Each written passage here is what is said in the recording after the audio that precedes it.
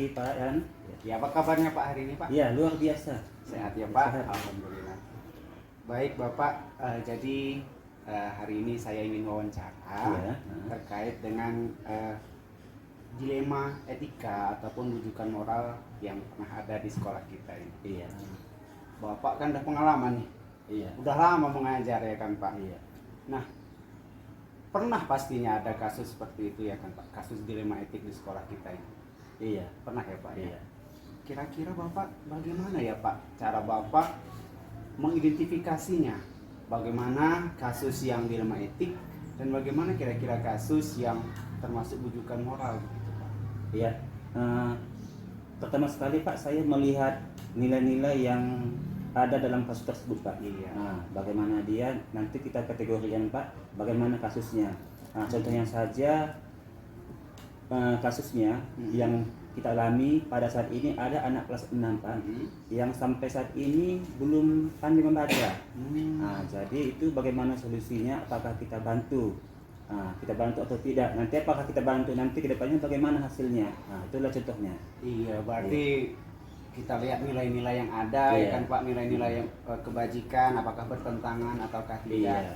Luar biasa ya Pak, jadi dilema ya Pak ya anak murid tadi yang itulah yang terjadi pada sekolah kita, yang belum bisa baca, apakah nanti dinaikkan atau tidak ya Pak. Baik Bapak. Nah, bagaimana Pak langkah-langkahnya untuk tahu yang biasa Bapak lakukan begitu dalam pengambilan keputusan ini? Langkah-langkah prosedur itu seperti apa Pak? Iya. Kira-kira. Jadi saya lihat dulu Pak bagaimana kasusnya Pak. Jadi nanti setelah kita lihat kasusnya kita cari solusinya Pak. Seperti itu ya Pak. Cari dulu bagaimana, baru kita cari solusinya. Iya. Kemudian Bapak selama ini bagaimana Bapak menjalankan pengambilan keputusan gitu, terutama ada kasus-kasus yang ada dua kepentingan yang sama Pak. Jadi sama-sama benar lah kasus ini. Iya. Bagaimana Pak Bapak menjalankan keputusan yang tadi itu? Iya.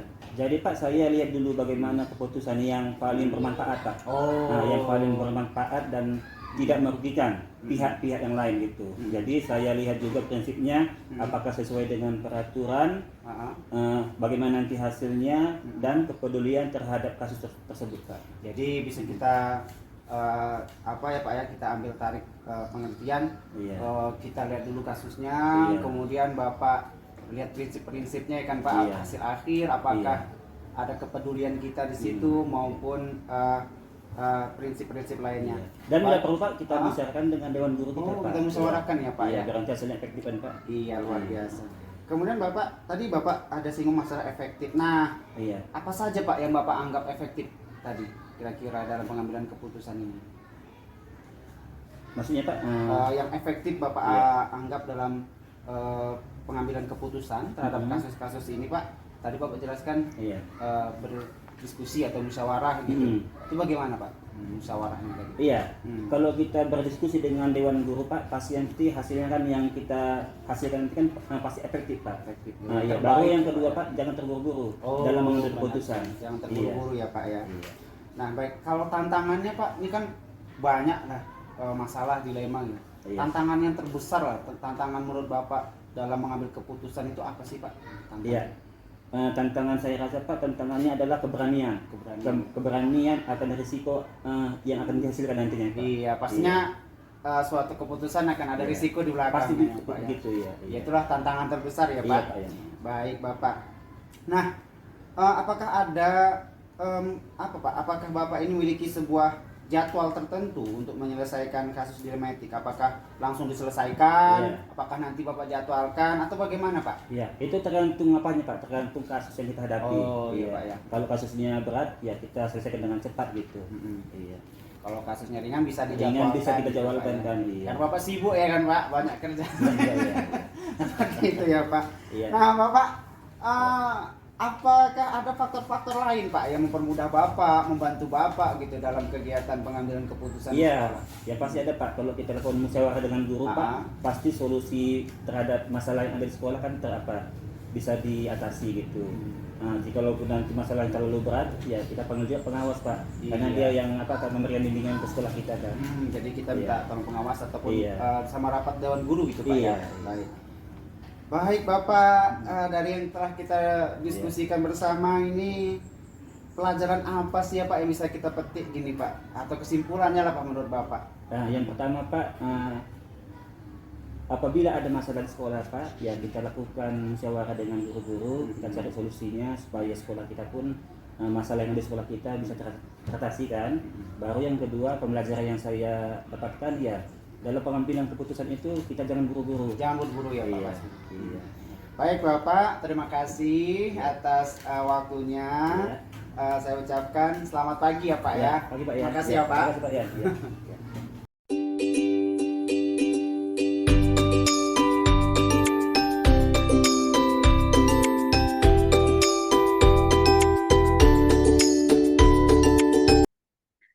Selamat pagi Ibu Afnita, Ibu Kepala Sekolah SMP Permata Bangsa Wijaya. Selamat pagi Ibu. Selamat pagi Pak. Ya, apa kabarnya Ibu hari ini? Iya baik Pak. Baik, luar biasa ya Ibu. Baik Ibu, saya minta waktunya sebentar ini, bisa Ibu? Boleh Pak, boleh.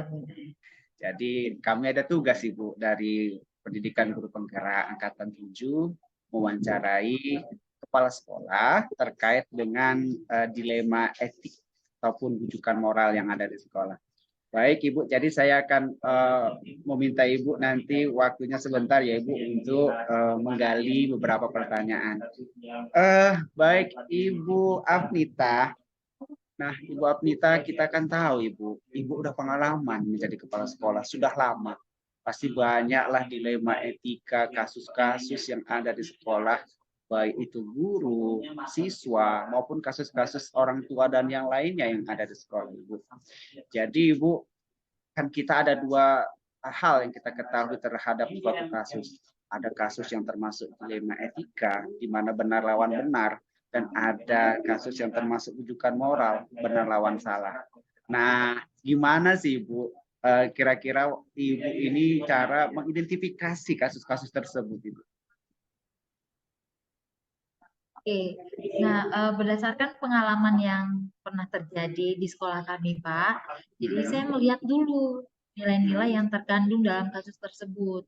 Jadi apakah ada nilai kejujurannya, kemudian adakah nilai yang bertentangan di dalam kasus tersebut. Nah, kemudian selain itu saya juga melihat fakta-fakta yang terjadi pada kasus tersebut. Siapa yang terlibat dan bagaimana kondisinya. Luar biasa Ibu ya, detail sekali ya Bu. Jadi kita lihat fakta-faktanya dulu, jadi nggak asal ambil keputusan ya Ibu. Iya, iya luar biasa. Baik Ibu, nah selama ini bagaimana Ibu menjalankan pengambilan keputusan di sekolah Ibu? Terutama pada kasus-kasus yang tadi Bu, yang ada dua kepentingan yang sama-sama benar atau sama-sama mengandung nilai kebajikan seperti Ibu jelaskan tadi. Ya, jadi untuk menjalankan pengambilan keputusan tersebut, saya melihat ya bagaimana keputusan tersebut itu bisa bermanfaat pada kasus yang terjadi. Jadi artinya seperti ini Pak, tidak asal ambil keputusan. Jadi bisa bermanfaat dan tidak merugikan. Kemudian saya juga lihat prinsipnya, apakah keputusan yang saya ambil itu sesuai dengan peraturan yang berlaku di sekolah kami, dan juga melihat rasa kepedulian terhadap kasus tersebut. Iya benar ya. Selain itu, ya sebelum saya mengambil keputusan, saya juga melakukan musyawarah terhadap Dewan Guru dan juga orang-orang yang terlibat. Nah, bisa saja kalau misalnya keputusan itu memungkinkan untuk atau memerlukan untuk mengundang orang tua siswa untuk hadir di sekolah terhadap untuk menyelesaikan masalah tersebut, kami akan lakukan. Wah, sepertinya komplit sekali ini Bu ya. Jadi mudah-mudahan keputusan yang diambil juga bisa dipertanggungjawabkan dan tidak merugikan orang lain seperti Ibu jelaskan tadi. Baik. Iya, benar. Iya, selanjutnya Ibu, langkah-langkah ataupun prosedur apa Bu? Seperti apa Ibu lakukan selama ini dalam mengambil keputusan di sekolah ini? Langkah-langkahnya Ibu. Ya, nggak banyak ya Pak ya. Yang pertama kita lihat dulu nilai-nilai yang terkandung dalam kasus tersebut seperti yang saya bilang tadi. Kemudian kita melihat fakta-fakta yang terjadi, artinya latar belakang dari masalah tersebut, kemudian siapa-siapa yang terlibat, kemudian bagaimana kita mengkhususkan kasus tersebut. Artinya kita kategorikan dulu Pak kasus tersebut, Iya. dan pada akhirnya kita bisa menarik kesimpulan seperti itu Pak. Iya, ada step-stepnya ya Bu. Jadi nggak langsung ambil keputusan gitu ya Bu. Baik. Baik Ibu, kemudian Ibu Ya, eh, Pak. hal-hal apa saja menurut Ibu yang efektif gitu dalam pengambilan keputusan pada kasus-kasus yang ada? Hal-hal yang Nah, efektif. seperti yang tadi saya bilang, jadi mungkin agar tidak terjadi pengambilan keputusan yang salah, Pak. Jadi saya bermusyawarah dengan dewan-dewan guru, sehingga mungkin saja melalui dewan guru saya memiliki solusi yang mungkin yang tidak terpikirkan oleh saya. Iya, luar biasa. Iya, makanya tidak bisa buru-buru Pak mengambil keputusan ini karena banyak kepentingan yang harus dipikirkan. Gitu dia. Iya. Lantas Ibu, tantangan apa Bu kira-kira yang ada ketika Ibu mengambil suatu keputusan gitu? Nah, seperti ini dia tadi Pak. Ya namanya ngambil keputusan itu berarti ada resikonya ya Pak. Jadi tantangan terbesar itulah keberanian mengambil resiko. Seperti itu dia. Dan tidak membiarkan kasus tersebut berlarut-larut. Karena semakin lama nanti malah Seperti itu semakin dia. besar masalahnya ya kan Bu. Kasusnya malah semakin besar kalau kita Benar Pak. biarkan. Iya, baik. Ibu, nah untuk kasus-kasus tadi Bu, kan banyak kasus yang terjadi. Bagaimana Ibu menyelesaikannya? Apakah Ibu jadwalkan? Apakah langsung Ibu tuntaskan kasusnya atau bagaimana Ibu? Kalau itu tergantung kasusnya. Tergantung kasusnya. Kalau Tergantung kasusnya kasus yang berat, terjadi. Kalau misalnya memang ya, kalau misalnya kasusnya ringan dan bisa diselesaikan dalam waktu langsung gitu, ya udah kita langsung ambil keputusan. kita lihat jenis kasusnya ya Bu. Baik Ibu, apakah ada faktor-faktor atau siapa pihak mana gitu yang membantu Ibu dalam menyelesaikan setiap kasus yang ada gitu? Ya, yang pasti Dewan Guru. Nah, jadi kalau misalnya kita sudah bermusyawarah dengan Dewan Guru dan kita juga tidak bisa mengambil keputusan atau sulit, ya kita perlu bantuan dari yayasan. Kalau misalnya kasus itu memang sangat berhubungan dengan yayasan, kita libatkan juga yayasan dalam penyelesaian kasus. Iya, baik Bu Bisa. Pastinya Ibu sebagai kepala sekolah lebih bertanggung jawab dulu ya Bu untuk menyelesaikannya dulu dari bawah. Jika memang butuh bantuan, baru Ibu akan mendiskusikannya bersama yayasan. Baik Ibu, terakhir Ibu hasil dari wawancara kita, percakapan kita pada pagi hari ini, kira-kira apa yang bisa Ibu simpulkan ataupun apa sih yang bisa kita ambil pelajaran Ibu dari percakapan kita hari ini? Ya, karena memang ini adalah kasus dilema etika ya Pak ya. Jadi artinya ada banyak hal yang harus kita pikirkan, bermanfaat atau tidak. Makanya hal yang saya pelajari adalah bagaimana mengambil keputusan itu harus mementingkan kebermanfaatan banyak orang dan tidak mengambil keputusan secara buru-buru. Iya, baik. Luar biasa, Ibu. Terima kasih waktunya. Jawaban Ibu sangat luar biasa. Ini Ibu Kepala Sekolah masih muda, tapi banyak sekali pengalamannya ya Ibu Apnita Simumora. Baik, Ibu. Terima kasih atas kerjasamanya. Terus berjaya. Semoga sekolahnya terus maju ke depannya. Saya terima kasih sekali lagi ya, Bu ya. Iya, Pak. Ya. Terima kasih banyak, Pak Yadi. Selamat pagi, Ibu. Selamat pagi, Pak.